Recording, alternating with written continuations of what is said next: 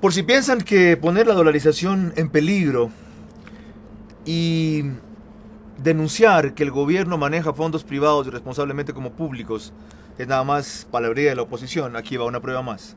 Recuerdo haberles advertido hace algunos meses sobre el peligro de una reforma al artículo 2 de la Ley de Régimen Monetario que permitía al Banco Central invertir en el mercado de valores irrestrictamente.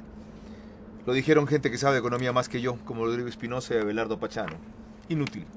Estos genios del gobierno, a través de sus mandados asambleístas, hacen lo que sea. Junio 30 del 2010, Ley reformatoria a la Ley de Régimen Monetario y Banco del Estado, Comisión número 3, especializada permanente del régimen económico y tributario y su regulación y control, así se llama, nombre cortito. La preside Paco Velasco. Lo más grave e importante está en el artículo 2 de esta reforma, literal B, que dice lo siguiente. Primero el artículo 2.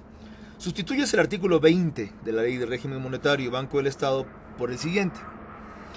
El directorio del Banco Central del Ecuador, mediante normas de carácter general, podrá autorizar al Banco Central del Ecuador para que, con cargo al sistema de operaciones que trata el literal B del artículo 2 de esta ley, es decir, el que voy a leer, y como un medio para gestionar la liquidez en la economía nacional.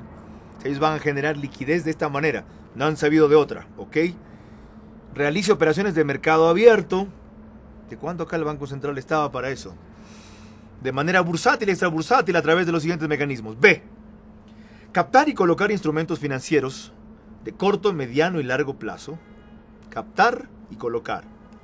Comprarle bonos al IES, por ejemplo. Instrumentos financieros de corto, mediano y largo plazo, o a Petroecuador, por ejemplo, emitidos por residentes, incluyendo las entidades del sector financiero público, sector financiero privado y sector privado no financiero, en los términos que, mediante regulación, esto está por definirse, establezca quién el directorio del Banco Central. Es decir, que con los fondos que tienen depositados del Banco Central, salvo dos excepciones. Uno, los del encaje bancario, que aquí lo dejan en claro en otra parte del proyecto, y algunos que no identifican, que son anónimos, con esos fondos como los del IES, como los de los municipios, como los hospitales públicos, el Banco Central podrá realizar inversiones, dijeron ya algunos genios que salieron a hablar por parte de los asambleístas oficiales del Banco Central, para invertir mejor un dinero que ahora no rinde nada, sino 0.9%, depositado en el extranjero. Sí, pero está disponible enseguida. ¿Ok? Ahora, ¿de dónde parte esta noción? Aparte de que quieren generar liquidez, como ven ustedes que dicen, y el pretexto es que esa plata está rindiendo muy poco. Del marco conceptual que ellos mencionan en los considerandos del proyecto, y dice: no es correcto afirmar que un país con dolarización oficial requiere un monto determinado de reservas internacionales, salvo aquellas que respaldan las cuentas expresadas en el sistema de reservas. ¡Qué barbaridad! Mayúscula. ¿Ok? Que porque estamos en dolarización no se requiere un monto X grande de reservas internacionales, sino el destinado a respaldar dos tipos de fondos. Entonces, como ellos piensan que esto es así, mañana las universidades pueden decir: quiero sacar 3 millones en este rato. Dicen: no, señor, espérese un ratito. Tenemos invertida esta plata en el pozo Pañacocha, y en 15 años nos va a dar réditos de Petroecuador. O no, compramos bonos al IES. O no, los pusimos en el extranjero a 6 meses o a un año, en una inversión que no le va a dar 4, sino 8 o 10% a su plata, y antes le daba 0.9. La universidad dice: que a mí que me importa, yo la quiero ahorita. Los fondos que están en el Banco Central, por estar en una institución pública, no son públicos, son privados.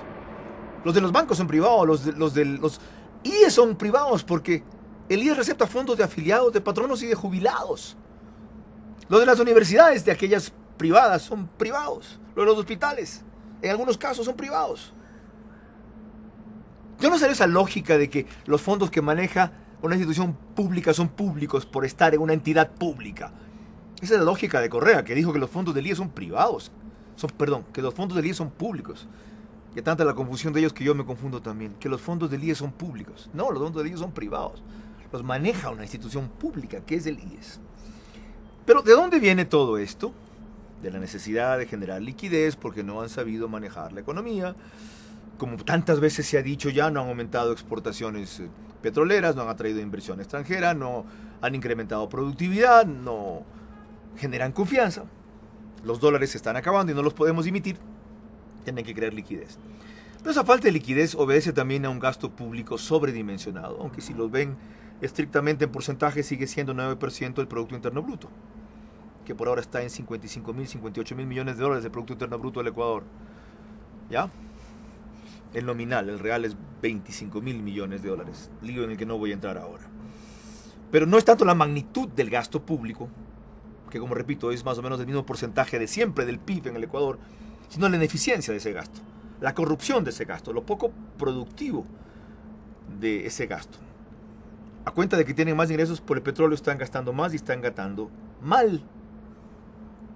Le apuestan a futuro, porque en efecto han reducido lo que es el endeudamiento público, que hoy es nada más un 20% del PIB, a que tras una serie de acuerdos bilaterales con India, Rusia o Irán, mientras se comen las reservas, luego se reactive la economía. Pero les recuerdo que de ese endeudamiento público que han reducido, pagaron 35% de una deuda que ellos mismos dijeron que era ilegal. No entienden que solo si se racionaliza el gasto público es un concepto imposible de manejar para ellos. Creen que es quitar educación y salud.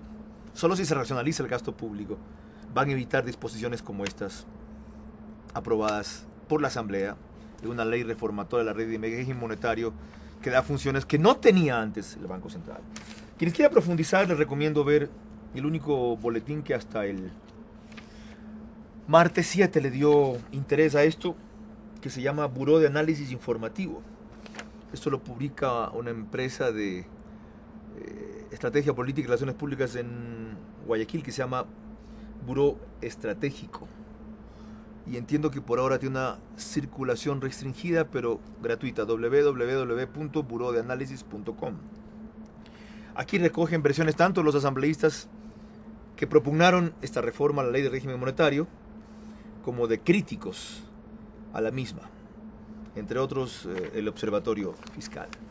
Lean este proyecto de la Asamblea para que comprueben que el nivel de irresponsabilidad y dogmatismo del gobierno no tiene razón, o no tiene límites, mejor dicho. Y les cuento quiénes son los asambleístas que firmaron a favor: Amores Betty, Bonilla Viviana, Cabezas Irina, Casinelli Juan Carlos, Cedeño Ramón, Fajardo Vanessa. En contra, Silvia Con, Luis Novoa, Patricio Quevedo